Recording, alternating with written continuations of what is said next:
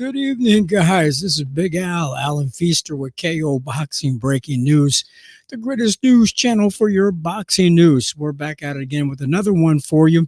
Everybody, thank you for supporting the channel. Thank you for subscribing in the past. If you haven't subscribed, please subscribe. Also, hit the bell notification button. Ring-a-ding-ding. To be notified when we do go live or come out with some stories. So we appreciate you guys' support. Thank you so much, guys. Thank you. Yeah. Yes, sir. All right. Thanks, guys. Thank you so much. Thank you very much. Yes, thanks. And we'll get into the news story, guys. The one right behind me. It's about Tim Bradley making some comments about Ryan Garcia. Let's get into it.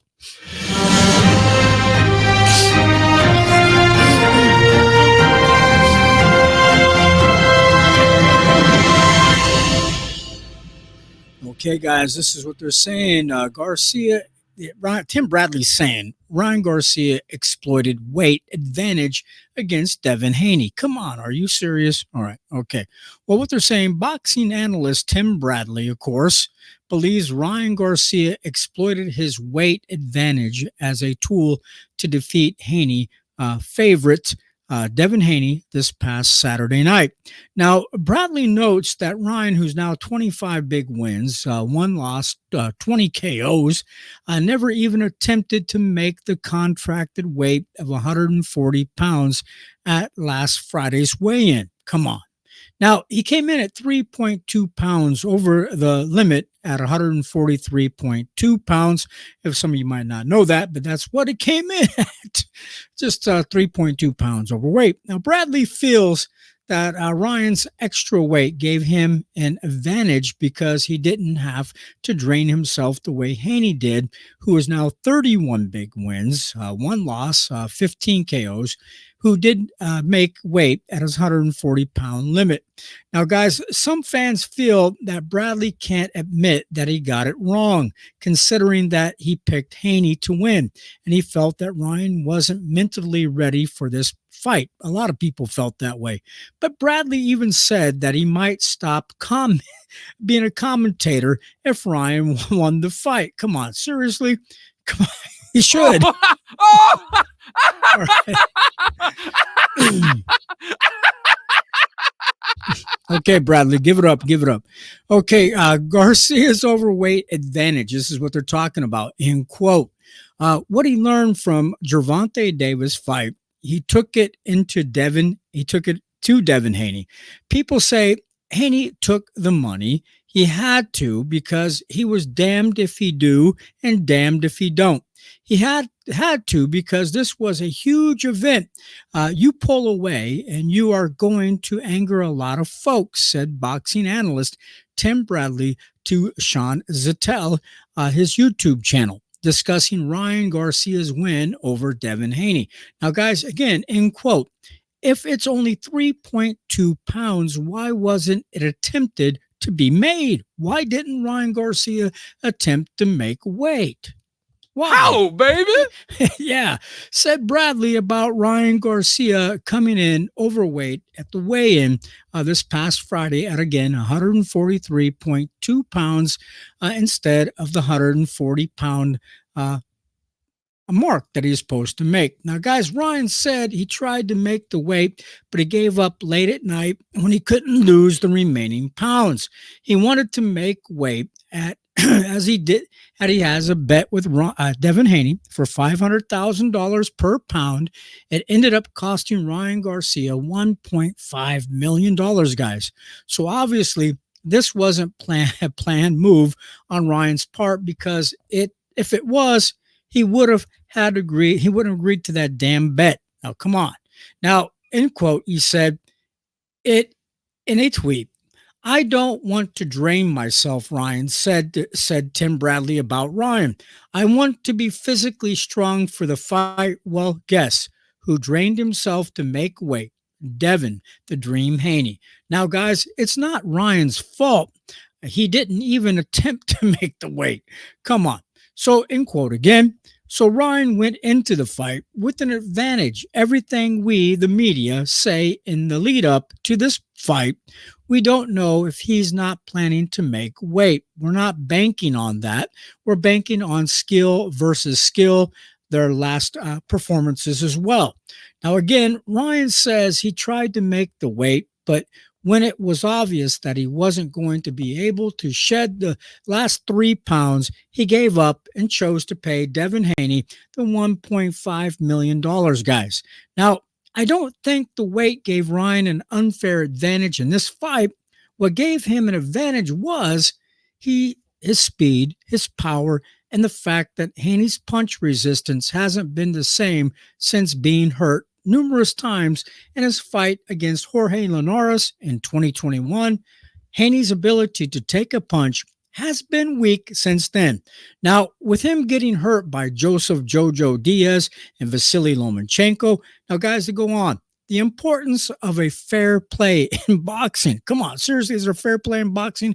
I don't think so with the judges. But in quote, I just want to elaborate on that. Ryan Garcia had an advantage. It wasn't even an even playing field here. Devin Haney acted like a true professional all the way through. He made his contracted weight, said Bradley. Understand that. Garcia didn't, and it helped him in this fight. Now, end quote. Haney isn't a big puncher, but he's a respectable puncher. But Ryan, was walking through his stuff like it was nothing. Every shot Ryan threw, it buckled Haney. Even when it was a grazing blow, it buckled him.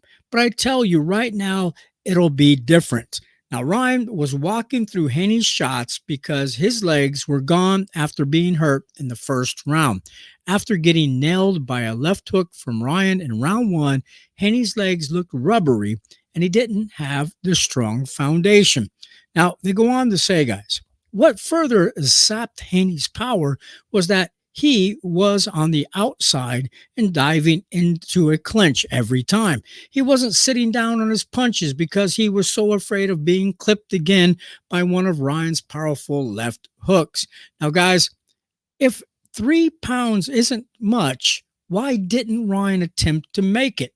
Said Bradley, sounding like a conspiracy theorist. What do you think about that, guys? It would have weakened his resolve. There's no doubt in my mind. Now, you got an even playing field now. It's a little bit different. Now, it would have taken something away from his punching power that Ryan had because he looked heavy. Now, the way that Ryan was punching, he would have been strong even if he had lost the 3.2 pounds to make weight this past Friday. Now, Haney would have been knocked out in the 7th round if not for referee Harvey Dock stopping the action to take a point away from Ryan for hitting on the break. Now, guys, the questioning Garcia's win, everybody is. Now, people say Haney gets up to 165 pounds. That's a blown up weight. But that's a ton of sodium and water retention, said Bradley. He's not making his weight properly. You have Ryan, he had maybe 3 more pounds on him, and he looked so dense and so big in that fight with Haney. Now, guys, Haney has been looking huge for his fights in his last 2 fights against George Kambosos Jr. in 2022. That has nothing with sodium retention and more to do with him being a guy that should be fighting the welterweight instead of a 140-pound division. Now they go on and quote, Haney looked like a small guy. Usually Haney is the bigger guy. He was small compared to Ryan Garcia, said Bradley, so that's what he had in his favor. So I look at it and I think, what kind of credit do you give Ryan? And he goes on, Haney looked just as big as Ryan last Saturday. The only difference was Ryan was a little taller, about 5'10" than him. You got to give Ryan credit for the win because he's knocked Haney down 3 times, and he says in parentheses 6 times if you count the 3 non calls in the seventh round, guys. Now, and quote again. How much credit do you give him when he had an advantage going into the fight, said Bradley. You had a contracted weight that you knew that you were going to make. In that case, you should have made the fight at 143 pounds if you knew you couldn't make the weight he's saying, with no belt attached to the fight, but he didn't. Now, again, end quote, guys, that would have helped Haney in this bout. It would have helped him absorb the shots Ryan was throwing and landing, said Tim Bradley. So, guys, tell me what you think. Is there an unfair advantage for 3.2 pounds?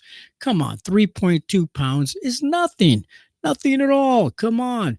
And next time, the fight's going to be come out the same way. Tell me what your thoughts are. Do you think the same results are going to happen next time, guys? Please tell me what you guys think. We appreciate you guys stopping by here tonight. And we'll see you tomorrow, guys. Say goodnight to this pretty lady here. And we'll catch you guys next time. Appreciate it. Thank you so much.